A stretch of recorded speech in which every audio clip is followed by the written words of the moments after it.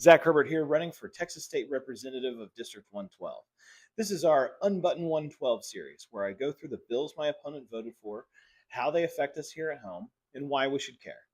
I want to start with one that got almost no attention, House Bill 1403. Here's the situation it deals with.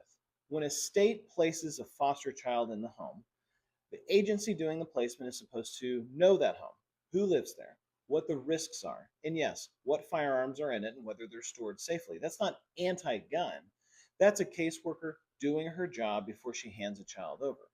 House Bill 1403 changes that. Under this law, agencies can still ask whether there are guns in a foster home, but now they're barred from requiring the family to say what kind or to give notice when that changes. And here's the part that got me.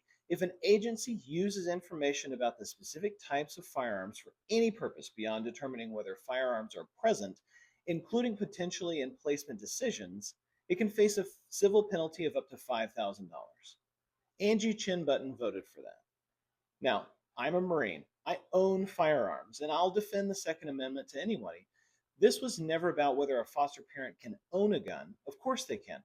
This is about whether the person responsible for a vulnerable child is allowed to know the full picture and act on it. And think about why a child enters foster care in the first place. Neglect, a parent's addiction, sometimes domestic violence, sometimes violence that involves a gun. These are kids who may have already lived through the worst day of their lives. The least we owe them is a system built around their safety.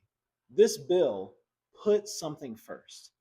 How does this affect us in 112? We have foster and adoptive families all over the district, good people opening their homes to kids who've already been through too much. Those kids deserve a system that puts their safety at the center of every placement.